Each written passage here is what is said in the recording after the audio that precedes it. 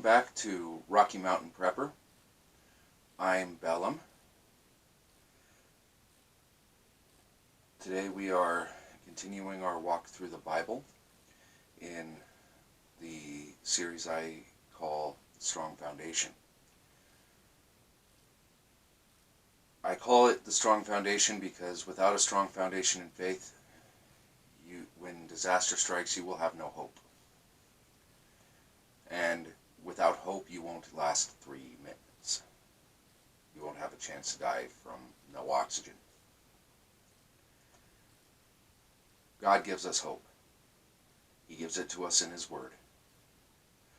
By reading through His Word, we see how He has helped others through similar situations. And because He has helped them, we can be confident that He will help us as well.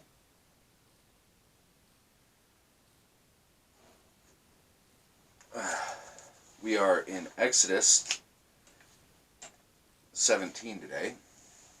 When last we left off, the children of Israel had been freed from Egypt, and they were journeying through the desert.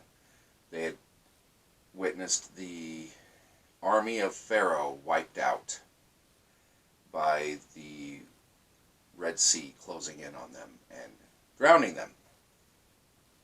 They then, on their journey through the wilderness, they started grumbling because they had no food. Understandable. I mean, all of us would be upset by that too. So, in the evenings, God started sending quail. Lots of quail.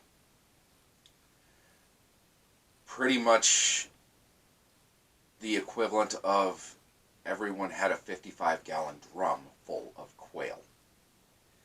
And in the mornings, He sent manna. And it says in the Bible that it tasted like thin cakes made with honey. So it tasted like really, really sweet pancakes. I think I could live on that for a while. Especially if God is just handing it to me. Some of they were told to gather it every morning, except on Sabbath. And they were only to gather enough for themselves. Some people ignored that. And come morning, it stank and there were worms in it. Except on Sabbath. So, they continue their journey. They are on their way to receive the law.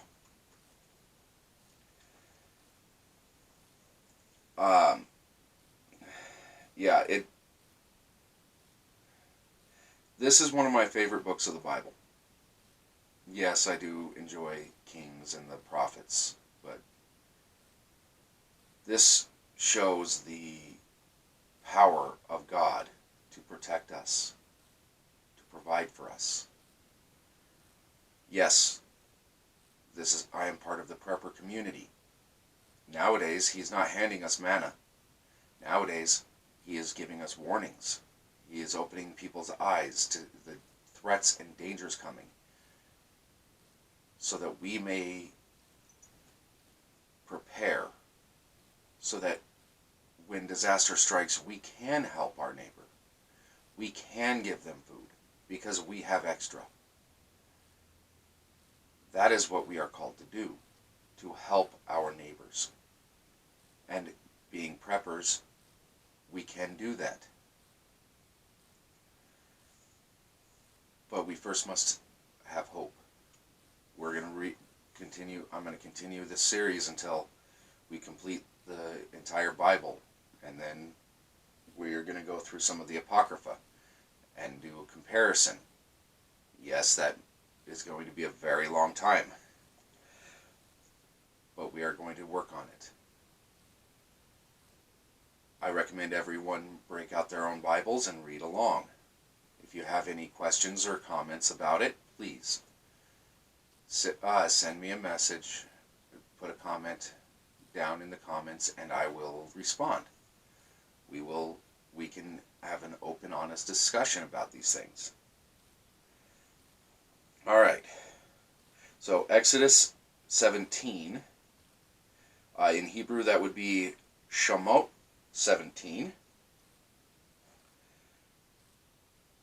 And all the congregation of Israel set out on their journey from the wilderness of Sin, according to the mouth of Yahweh, and camped in Rephidim. And there was no water for the people to drink. Therefore the people strove with Moses, and said, "Give us water to drink." And Moses said to them, "Why do you strive with me? Why do you try Yahweh?" And the people thirsted there for water. And the people grumbled against Moses, and said, "Why did you bring us out of Mitzrayim to kill us and our children and our livestock with thirst?" Then Moses cried out to Yahweh, saying, "What am I to do with these people? Yet a little, and they strove with me." And Yahweh said to Moses, "Pass over before the people, and take with you some of the elders of Israel, and take in your hand your rod, which you struck the river, and go. See, I am standing before you there on the rock of Horeb. And you shall strike the rock, and water shall come out of it, and the people shall drink." And Moses did so before the eyes of the elders of Israel. And he called the name of the place Massah and Meribah, because of the strife of the children of Israel, and because they tried Yahweh, saying, "Is Yahweh in our midst or not?"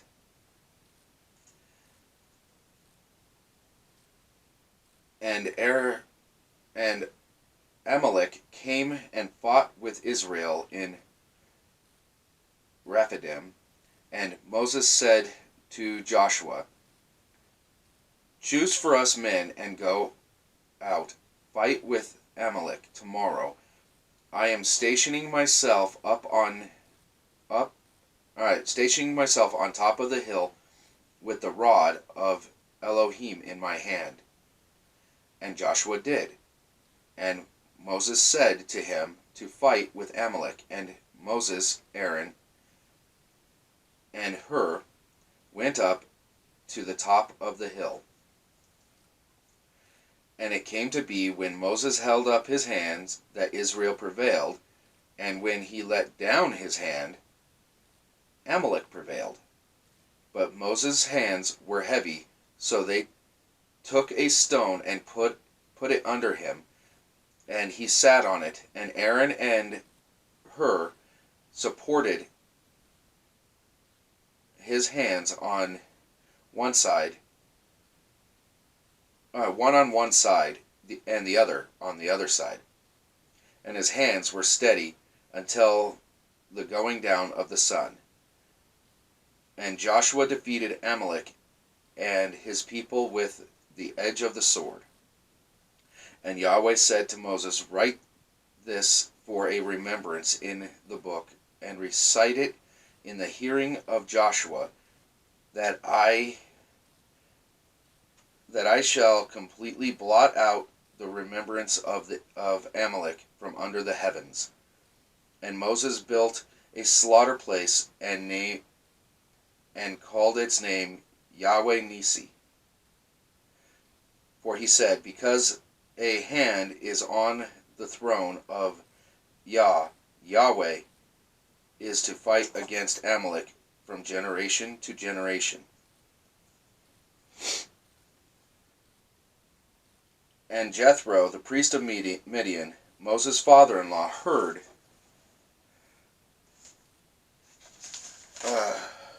of breakout against them. And Moses said to Yahweh, the people... Oh, wait. Hold on. I apologize. Page stuck.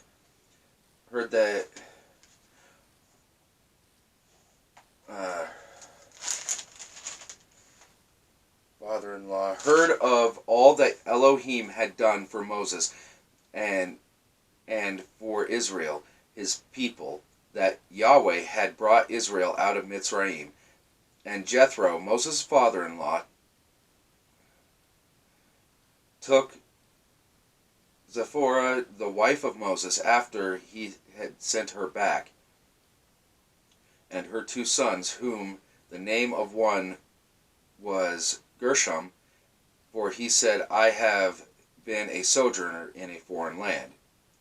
And the name of the other was Eleazar, for he said, the Elohim of my father was my help, and delivered me from the sword of Pharaoh.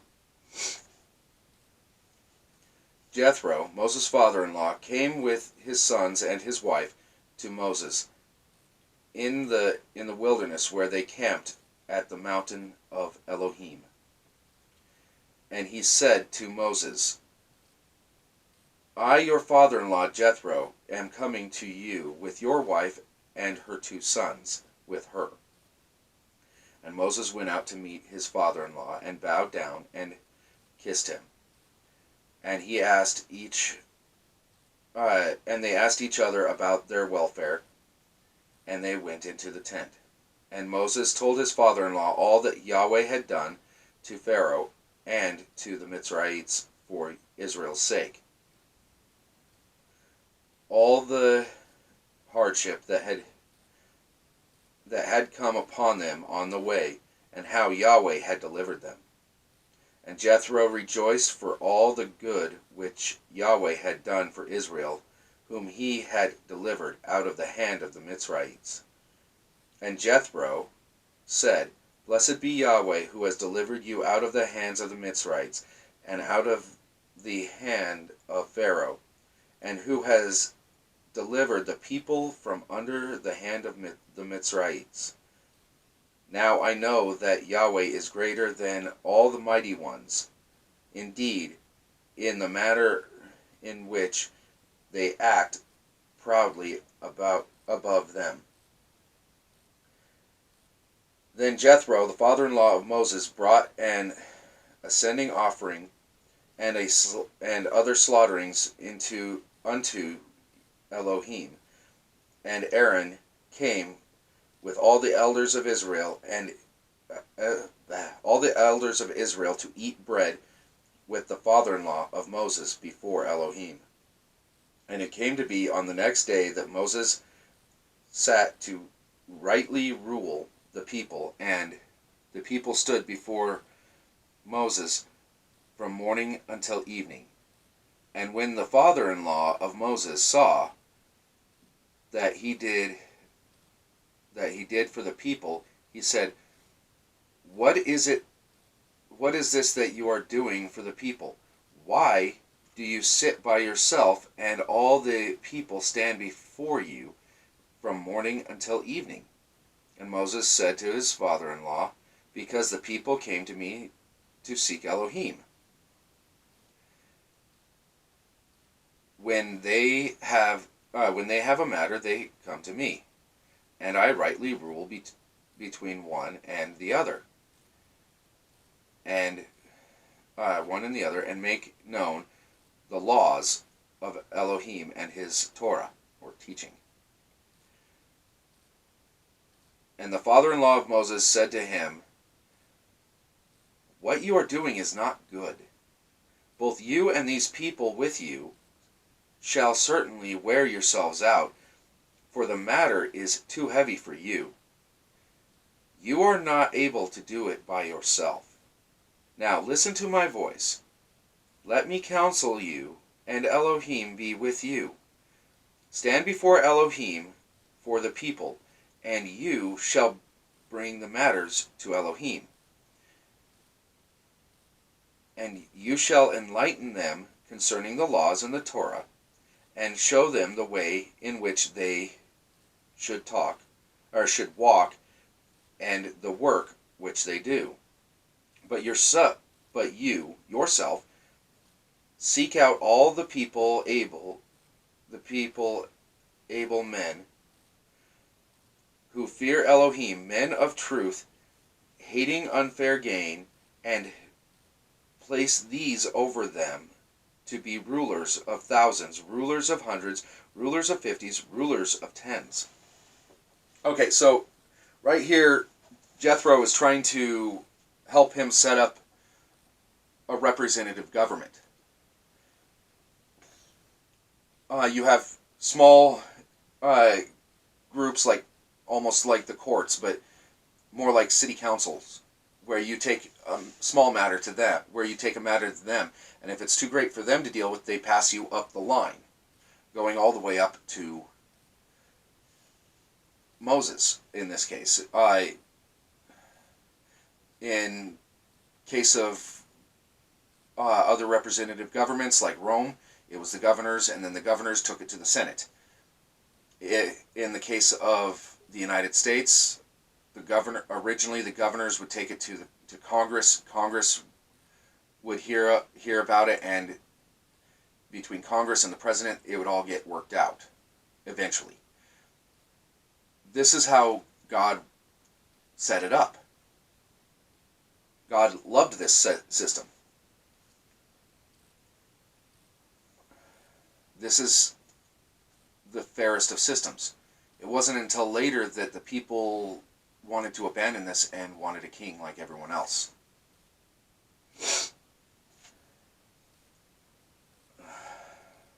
And they shall rightly rule the people at all times, and it shall be that they bring every great matter to you, but they themselves rightly rule every small matter.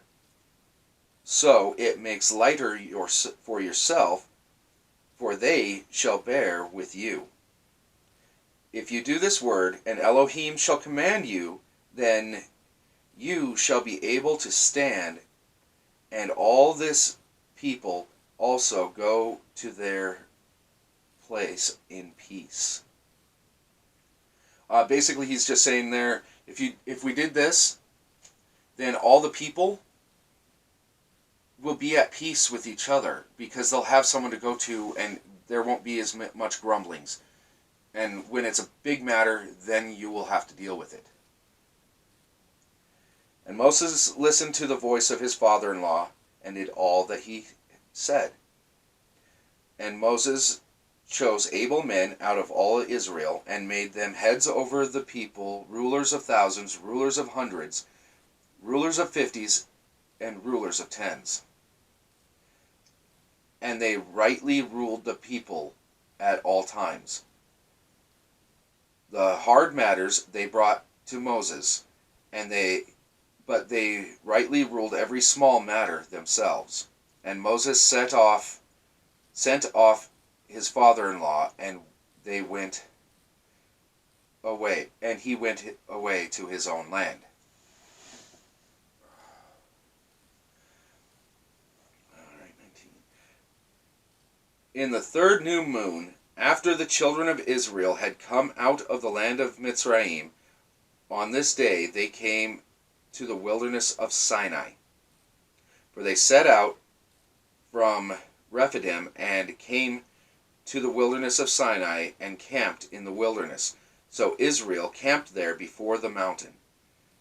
And Moses went up to Elohim, and Yahweh called to him from the mountain, saying, This is what you are to say to the house of Jacob, and declare to the children of Israel.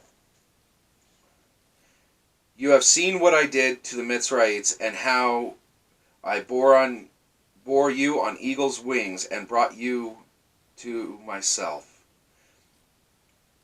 Now, if you diligently obey my voice, and shall guard my commandments, then you shall be my treasured possession above all people, for all the earth is mine.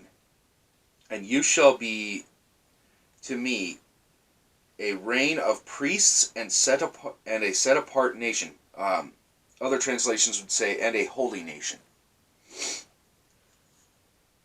Those are the words which you are to speak to the children of Israel. And Moses came and called for the elders of the people and set before them all these words which Yahweh commanded him.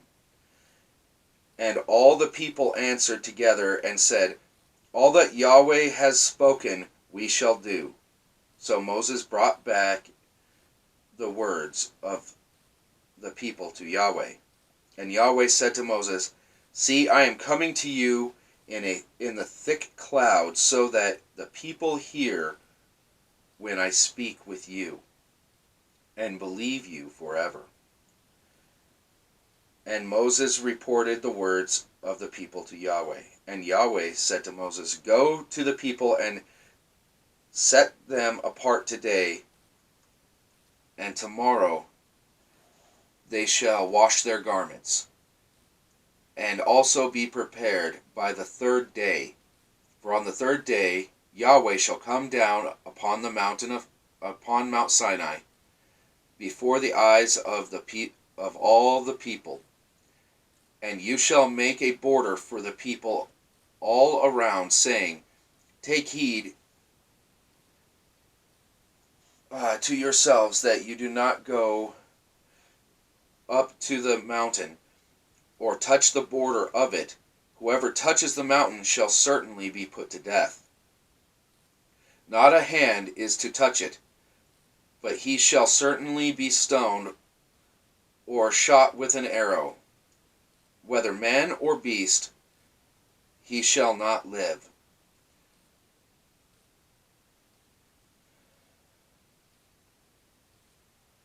When the Jabal sounds long, let them come near the mountain. And Moses came down from the mountain to the people and set the people apart, and they washed their garments. And he said to the people, be prepared by the third day, do not come near a wife. And it came to be on the third day in the morning that there were thunders and lightnings and a thick cloud on the mountain, and the voice of a shofar, horn made from an instrument made from the horn of an animal. It actually sounds pretty nice. Shofar was very strong, and all the people who were in the camp trembled. And Moses brought the people out of the camp to meet with Elohim, and they stood at the foot of the mountain. And Mount Sinai was in smoke, all of it, because Yahweh descended upon it in fire. And its smoke went up like the smoke of a furnace, and all the mountain trembled exceedingly. And when the voice of the shofar sounded long and became very strong, Moses spoke, and Elohim answered him by voice. And Yahweh came down upon the mountain, upon Mount Sinai, on the top of the mountain, and Yahweh called Moses to the top of the mountain, and Moses went up. And Yahweh said to Moses, go down and warn the people, lest they break through into Yahweh to see, and many of them fail. And let the priests who come near Yahweh set themselves apart too, lest Yahweh break out against them. And Moses said to Yahweh, the people are not able to come up to Mount Sinai, for you warned us, saying, make a border around the mountain, and set it apart. And Yahweh said to him, come down, and then come up, you and Aaron with you. But do not let the priests and the people break through to come up to Yahweh, lest he break out against them. And Moses went down to the people and spoke to them. All right, we are going to stop here for today. Thank you all for reading along. Please remember to like, share, and subscribe. Don't ever forget you need to be reading your Bible yourself. Don't just let me do it. Don't farm it out to people. See the words yourself. Read it aloud. Because when you read in your head, it's more skimming and you only pick out the important words. You get the story, but every word in this book is important. Read through it. Even the genealogies have some importance. One of these days I'll get the information and I'll share that with you. But remember to read it yourself. Read it aloud. Read it to your dog or your cat or your children, your wife, husband. Read it aloud. Have an actual Bible study. Read a portion and then discuss it. Reading it aloud will bring more clarity because hearing brings the word. When you hear the word, it reinforces it in your heart. But for now, good luck, and God bless all of you.